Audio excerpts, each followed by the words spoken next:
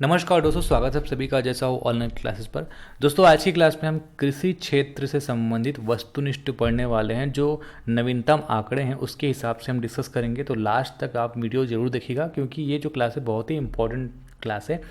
अगर आप आर्थिक सर्वेक्षण का कंप्लीट पैकेज लेना चाहते हैं तो 149 रुपये में हमारे मोबाइल एप्लीकेशन में आप खरीद सकते हैं, जिसमें वीडियो के साथ साथ आपको पीडीएफ भी मिलेगा जिसको आप डाउनलोड वगैरह कर सकते हैं। अगर आप घर बैठे एडीओ की तैयारी करना चाहते हैं तो एडीओ का कंप्लीट पैकेज और एडीओ का पंचायती राज ग्रामीण विकास आजीविका का पैकेज, दो अलग तरीके का पैकेज यहाँ पे अवेलेबल है।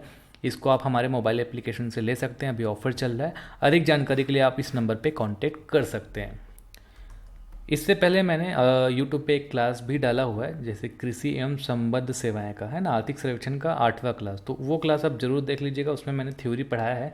अगर उस क्लास को अगर आप देखेंगे तो आज के जो भी एमसीक्यूज वगैरह मैं आपको पढ़ाने जा रहा हूँ उसका डिटेल उस क्लास में मैंने पढ़ाया, तो वहाँ से आपको इसका जो और डिटेल अगर आप चाहेंगे तो वो चीज़ मिल जाएगा। तो एक तरीके से ये इकोनॉमिक सर्वे का लेक्चर नंबर 9 है। क्वेश्चन नंबर 1 है आज की क्लास का, छत्तीसगढ़ की लगभग कितनी % जनसंख्या जो है वो कृषि पर निर्भर है। तो 36%, छत्तीसगढ़ की 80% जनसंख्या जो है आपका प्रत्यक्ष एवं अप्रत्यक्ष रूप से आजीविका के लिए कृषि पर निर्भर करती है।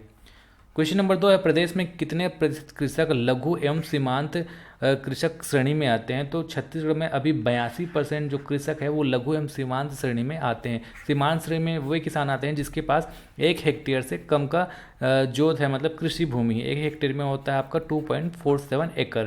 और लघु किसान वो होते हैं जिनके पास 1 हेक्टेयर से लेकर 2 हेक्टेयर तक का कृषि जोत होता है। ठीक है, आगे बढ़ते हैं। अगला प्रश्न है, राज्य के कितने प्रतिशत क्षेत्र में सिंचाई की सुविधा उपलब्ध है। तो राज्य के 38.75, याद रखेंगे 38.75% एरिया में अब सिंचाई की सुविधा उपलब्ध है। प्रदेश में सर्वाधिक सिंचाई किससे की जाती है। जो भी सिंचाई की सुविधा उपलब्ध है उसमें सबसे ज़्यादा सिंचाई जो है जलाशय एवं नहरों से किया जाता है। लगभग सिंचाई का 52% जो है जलाशय एवं नहरों से किया जाता है। अगला प्रश्न है, सूक्ष्म सिंचाई योजना के अंतर्गत लघु एवं सीमांत कृषकों को स्प्रिंकलर पर कितने प्रतिशत का अनुदान दिया जाता है। तो सूक्ष्म सिंचाई योजना के अंतर्गत लघु एवं सीमांत कृषकों को स्प्रिंकलर पर जो है 70% का अनुदान दिया जाता है। और अभी इकोनॉमिक सर्वे में एक नया अपडेट भी आया था कि राज्य पोषित सूक्ष्म सिंचाई योजना के अंतर्गत ऐसा क्वेश्चन आया कि लघु एवं सीमांत कृषकों को ड्रिप सिंचाई में कितना अनुदान दिया जाता है। तो वहाँ पे जो परसेंटेज है वो आपका लघु एवं सीमांत के लिए 55% हुआ है और अन्य के लिए 45% हुआ है। क्वेश्चन नंबर 6 है, लघुत्तम सिंचाई तालाब योजना के अंतर्गत शासकीय भूमि में कितने हेक्टेयर तक सिंचाई क्षमता के तालाब का निर्माण किया जाता है। याद रखेंगे लघुत्तम सिंचाई तालाब योजना, इसके अंतर्गत शासकीय भूमि में 40 हेक्टेयर तक की क्षमता वाले तालाब का निर्माण किया जाता है। क्वेश्चन नंबर 7 है, वर्ष 2022-23 के लिए फसल क्षेत्र का राज्य के सकल घरेलू उत्पाद में कितना भागीदारी रहा। अगर हम बात करें स्थिर भाव के हिसाब से तो फसल क्षेत्र का सकल घरेलू उत्पाद में भागीदारी रहा 9.89%।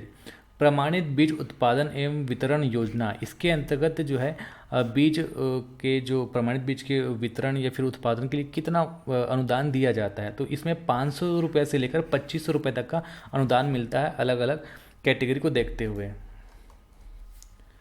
अगला है, जैविक खेती को बढ़ावा देने के लिए राज्य पोषित जैविक मिशन कब से शुरू किया गया। तो राज्य पोषित जैविक मिशन जो है वो आपका 2014 से चालू किया गया और केंद्र पोषित जो जैविक मिशन है वो 2016 से स्टार्ट किया गया। राज्य पोषित जैविक मिशन जो है छत्तीसगढ़ में जैविक कृषि को बढ़ावा देने के लिए चालू किया गया था।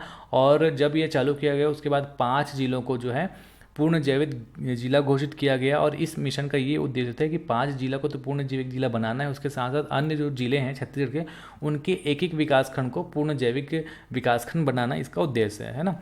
अगला है, छत्तीसगढ़ में कितने जिलों को पूर्ण जैविक जिला घोषित किया गया है। तो 5 जिले को। बांसा झाल राइस निम्न में से किस जिले का जैविक ब्रांड है। ये जो है सरगुजा जिले का जैविक ब्रांड है। जैसे बहुत सारे जैविक ब्रांड है, चांगुरो करके एक जैविक ब्रांड है ना, वो आपका बलरामपुर का है। तो वैसे मैंने आपका इससे पहले जो क्लास मैंने लिया था थ्योरी क्लास, उसमें डिटेल पढ़ा है, उसमें आप देख लीजिएगा।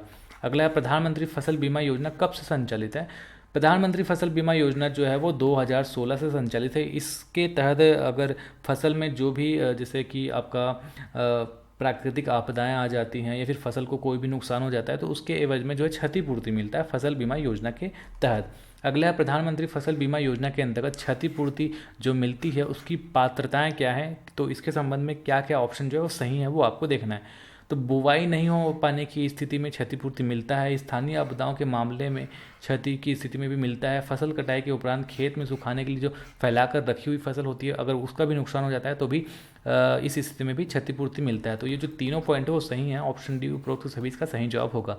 क्वेश्चन नंबर 14 है, कृषि यांत्रिकरण योजना के अंतर्गत कृषि सेवा केंद्र स्थापित करने पर कितनी राशि का अनुदान दिया जाता है।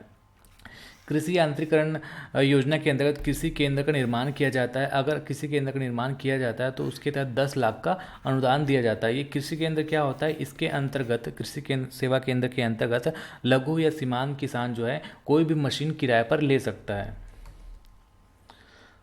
फिर अगला है क्वेश्चन नंबर 15, राज्य में अब तक कुल कितने कृषि यंत्र सेवा केंद्र स्थापित किए जा चुके हैं। तो कुल मिलाकर 2805, याद रखेंगे 2805 कृषि केंद्र स्थापित किए जा चुके हैं जहां पे लघु एवं सीमांत किसान को अगर कृषि से रिलेटेड कोई भी मशीनरी की आवश्यकता है तो कृषि से यंत्र सेवा केंद्र में जाएगा वो और अब किराए पर वो ले सकता है। अगला है गोधन न्याय योजना का शुभारंभ कब हुआ। तो हरेली के दिन गोधन न्याय योजना का शुरुआत हुआ था 2020 में, 20 जुलाई 2020, ठीक है, 20/7/20 याद रखेंगे गोधन न्याय योजना का शुरुआत हुआ। इस योजना के अंतर्गत गौठानों के माध्यम से गौठान समितियों के द्वारा गोबर खरीदा जाता है। कितने रुपए किलो में, 2 रुपये किलो में गोबर खरीदा जाता है और उसको कंपोस्ट खाद में कन्वर्ट करके 3 तरह की कंपोस्ट खाद में कन्वर्ट करते हैं। एक होता है आपका वर्मी कंपोस्ट खाद, एक होता है आपका सुपर कंपोस्ट खाद, एक होता है आपका सुपर कंपोस्ट प्लस खाद। वर्मी कंपोस्ट खाद को 10 रुपया, सुपर कंपोस्ट खाद को 6 रुपया और सुपर कंपोस्ट प्लस खाद को 6.5 रुपया किलो के हिसाब से बेच दिया जाता है। फिर अगला है गोधन न्याय योजना के अंतर्गत गौठान समितियों द्वारा कितने रुपए प्रति किलो के दर से गोबर पशुपालकों से खरीदा जाता है। अभी जस्ट मैंने आपको बताया 2 रुपये प्रति किलो के दर से। क्वेश्चन नंबर 18 है, गौठान स्व सहायता समूह द्वारा वर्मी कंपोस्ट खाद कितने रुपए किलो की दर से बेचा जाता है। तो वर्मी कंपोस्ट खाद बेचा जाता है 10 रुपये प्रति किलो की दर से। इसके साथ साथ सुपर कंपोस्ट खाद जो है बेचा जाता है 6 रुपये किलो की दर से और सुपर कंपोस्ट प्लस खाद बेचा जाता है 6.5 रुपये किलो की दर से। छत्तीसगढ़ राज्य में वर्तमान में कितने कृषि मंडी है। छत्तीसगढ़ राज्य में वर्तमान में 69, याद रखेंगे 69 कृषि मंडी है और कृषि उपमंडी की हम बात करें तो 118 कृषि उपमंडी है छत्तीसगढ़ में। किसानों और उपभोक्ताओं के मध्य सीधा संपर्क स्थापित करने के लिए और बिचौलियों से बचाने के लिए, ताकि जैसे किसान तुरंत फसल सब्जी उगाता है तो वो ताज़ा फसल सब्जी डायरेक्ट उपभोक्ता को मिल सके, ताज़ा मिल सके, और बिचौलिया अगर बीच में आती हैं तो ताज़ा भी नहीं मिलता प्लस कीमत भी बढ़ जाता है। तो ये सीधा संपर्क स्थापित करने के लिए राज्य शासन के द्वारा प्रदेश में किसान उपभोक्ता उपमंडी प्रांगण अधिसूचित किया गया। तो आपको ये बताना है कि छत्तीसगढ़ में भी वर्तमान में कितने किसान उपभोक्ता उपमंडी अधिसूचित किया गया है। Option number C 9। प्रदेश में मंडी और उपमंडी सबको मिलाकर जो कुल भंडारण क्षमता है वो कितनी है। तो टोटल 360 नग गोदाम यहाँ पे हैं, जहाँ पे अगर हम बात करें भंडारण क्षमता की, भंडारण क्षमता है 2,47,500 मैट्रिक टन, ठीक है, 2,47,500 मैट्रिक टन।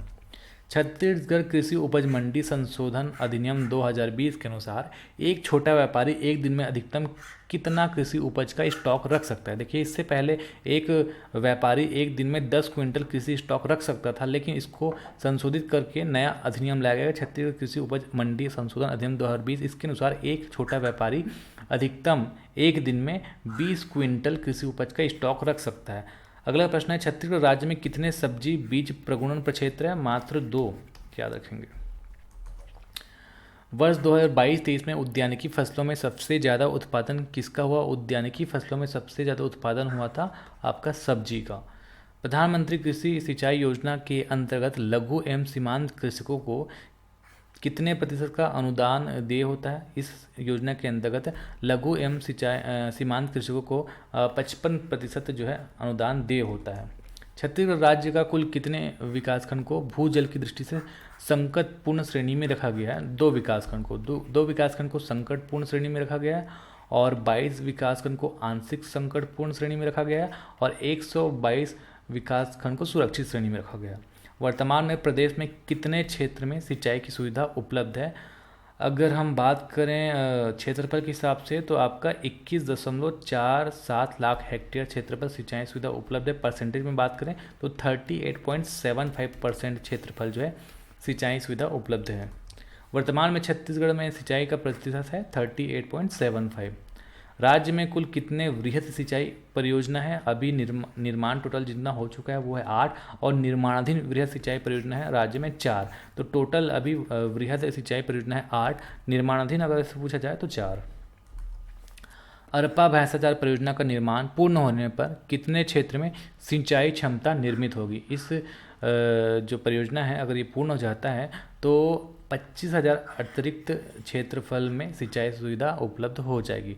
प्रधानमंत्री कृषि सिंचाई योजना अंतर्गत भारत सरकार द्वारा चिन्हांकित 99 महत्वपूर्ण परियोजनाओं में राज्य की कितनी परियोजनाओं को शामिल किया गया है? तो इस परियोजना में राज्य के 3 परियोजनाओं को शामिल किया गया है और ये 3 परियोजना कौन कौन से हैं? केलो वृहद सिंचाई परियोजना, खारंग सिंचाई परियोजना और मनियारी सिंचाई परियोजना। तो प्रधानमंत्री कृषि सिंचाई योजना के अंतर्गत राज्य के इन 3 परियोजनाओं को शामिल किया गया है। अगला क्वेश्चन है, मिनी माता हसदेव बांगो परियोजना की सिंचाई क्षमता कितनी होगी? मिनी माता हसदेव बांगो परियोजना की जो सिंचाई क्षमता है वो कितनी है? इसका ऑप्शन है 4,20,580 हेक्टेयर। केलो परियोजना किस जिले में स्थित है? केलो परियोजना जो है वो आपका रायगढ़ जिले में स्थित है, केलो नदी पर। केलो परियोजना की जो सिंचाई क्षमता है वो कितनी है? इसकी सिंचाई क्षमता है वो है 22,810 हेक्टेयर। साराडी बैराज का निर्माण किस नदी पर किया गया है? साराडी और आपका ये महानदी ऑप्शन आएगा। शिवरी नारायण बैराज और साराडी बैराज, इसका निर्माण महानदी पर किया गया है। सिद्ध बाबा लघु जलाशय योजना किस जिले में प्रस्तावित है? इंपॉर्टेंट है क्योंकि ये नवीनतम जिले आपका खैरागढ़, छुई खदान, गंडई, छुई खदान विकासखंड के अंतर्गत आता है सिद्ध बाबा लघु जलाशय परियोजना। सिद्ध बाबा लघु जलाशय की परियोजना की जो सिंचाई क्षमता है वो कितनी होगी? 1840 हेक्टेयर। पशु संगणना 2019 के अनुसार राज्य में कुल कितने पशुधन है? तो राज्य में 1.59 लगभग 1.5 करोड़ 1.59 करोड़ पशुधन है। पशु संगणना 2020 के अनुसार राज्य में कितने कुक्कुट एवं बतख पक्षीधन है? तो राज्य में 1.87 है ना, कुक्कुट एवं बतख पक्षीधन है। राज्य में कुल कितने कृत्रिम गर्भाधान केंद्र है? 22। प्रदेश में वर्ष 2019 के पशु संगणना के अनुसार कितने बकरे बकरियां हैं? 40 लाख है ना, 40.05 लाख। प्रदेश में वर्ष 2020 में पशु संगणना के अनुसार कुल कितने सुकर हैं? सुकरों की संख्या 5.27। सकालो सुकर पालन जो प्रक्षेत्र है वो किस स्थान पर है? तो ये है अंबिकापुर में। निम्न में से कौन सा सुकर पालन प्रक्षेत्र नवीनतम है जिसका निर्माण प्रगति पर है? तो सकालो और परचन पाल ये तो है वर्तमान में। अभी जो इसका ऑप्शन सी है वो सही होगा, कुनकुरी जसपुर, ये नवीनतम है, इसके यहाँ पर कार्य जो है प्रगति पर है। फिर 57वां क्वेश्चन है, 20वीं पशु संगणना के अनुसार प्रदेश में कितने कुक्कुट पालन प्रक्षेत्र है? तो प्रदेश में 7 कुक्कुट पालन प्रक्षेत्र है। 20वीं पशु संगणना के अनुसार प्रदेश में कितने बतख पालन प्रक्षेत्र है? तो बतख पालन प्रक्षेत्र है मात्र 2। ग्रामोत्थान योजना के अंतर्गत चरवाहों को प्रति कृत्रिम गर्भाधान या फिर बधियाकरण कार्य हेतु कितनी प्रोत्साहन राशि दिया जाता है? तो प्रति कृत्रिम गर्भाधान हो या फिर प्रति बधियाकरण हो, ग्रामोत्थान योजना के अंतर्गत 15 रुपये चरवाहों को दिया जाता है। छत्तीसगढ़ राज्य पशु विकास अभिकरण की स्थापना 2001 में की गई थी। राष्ट्रीय गोकुल मिशन योजना के अंतर्गत किस स्थान में गोकुल ग्राम की स्थापना किया जा रहा है? कौन से स्थान पे? झालम बेमेतरा में। राष्ट्रीय गोकुल मिशन योजना के अंतर्गत किस स्थान में सांड मादा प्रक्षेत्र की स्थापना किया जा रहा है? आपका नगोई बिलासपुर में। वर्तमान में छत्तीसगढ़ में प्रति व्यक्ति दूध की उपलब्धता है 171 ग्राम, ये इंपॉर्टेंट है, याद रखना। वर्तमान में छत्तीसगढ़ में प्रति व्यक्ति वार्षिक अंडे की उपलब्धता कितनी है? 69। मत्स्य पालन का वर्ष 2022-23 के लिए छत्तीसगढ़ के सकल राज्य घरेलू उत्पाद में प्रतिशत हिस्सा कितना अनुमानित है? इसका ऑप्शन है 2.17%। छत्तीसगढ़ में कुल कितना जल क्षेत्र जो है उपलब्ध है? तो वर्तमान में 1.999 लाख हेक्टेयर जल क्षेत्र उपलब्ध है, जिसमें से 1.967 लाख हेक्टेयर जल क्षेत्र को मछली पालन के लिए विकसित किया जा चुका है। तो इसका ऑप्शन है 1.999 लाख हेक्टेयर। छत्तीसगढ़ राज्य के कुल कितने जल क्षेत्र का जो कितना परसेंटेज है जिसको मछली पालन के लिए विकसित किया जा चुका है? तो छत्तीसगढ़ राज्य में जितना कुल जल क्षेत्र है उसमें से 98.09% जल क्षेत्र को मछली पालन के लिए विकसित किया जा चुका है। छत्तीसगढ़ में मछुआ सहकारी समितियों की संख्या जो है वो कितनी है? 1674। मछुआ सहकारी समितियों को कितनी अवधि के लिए तालाब या सिंचाई जलाशय जो है पट्टे पर दिए जाते हैं? तो तालाब वगैरह जो है मछुआ सहकारी समितियों को मछली पालन के लिए दिया जाता है। कितने वर्ष के लिए पट्टे पर दिया जाता है? 10 वर्ष के लिए। मछुआरों के लिए फुटकर मछली विक्रय योजना के अंतर्गत प्रति मछुआरा कितनी राशि की आर्थिक सहायता दी जाती है? प्रति मछुआरा 6,000 रुपये की आर्थिक सहायता दिया जाता है, ताकि जो आइस बॉक्स है, तराजू है, बाट वगैरह है वो ले सके। प्रधानमंत्री मत्स्य संपदा योजना कब लागू हुआ? प्रधानमंत्री मत्स्य संपदा योजना 2020-21 को लागू हुआ। प्रधानमंत्री मत्स्य संपदा योजना के क्रियान्वयन के लिए जो भी राशि खर्चा होता है उसमें केंद्रांश और राज्यांश, मतलब केंद्र कितना प्रतिशत देता है और राज्य कितना प्रतिशत देता है, इसका अनुपात क्या है? तो 60:40 है ना। 60% राज्य सरकार और 40% केंद्र सरकार। फिर अगला है फसल बीमा योजना के अंतर्गत वर्ष 2022-23 खरीफ में कितने कृषकों का बीमा कराया गया? तो इस योजना के अंतर्गत 13.95 लाख कृषकों का बीमा कराया गया। तो दोस्तों अगर आपको ये वीडियो अच्छा लगा तो वीडियो को लाइक कर दीजिएगा, दोस्तों में शेयर जरूर कर दीजिएगा, और अपने चैनल को सब्सक्राइब नहीं किया तो चैनल को सब्सक्राइब जरूर कर लीजिएगा। हमारे फेसबुक और टेलीग्राम चैनल पे आप जुड़ जाइएगा। इंस्टाग्राम पर भी आप हमें जरूर फॉलो कर लीजिएगा, और हमारा जो मोबाइल एप्लीकेशन है जैसा ऑनलाइन क्लासेस उसको प्ले स्टोर में जाकर डाउनलोड कर लीजिएगा। तो आज की बस इतना ही। नमस्कार, धन्यवाद।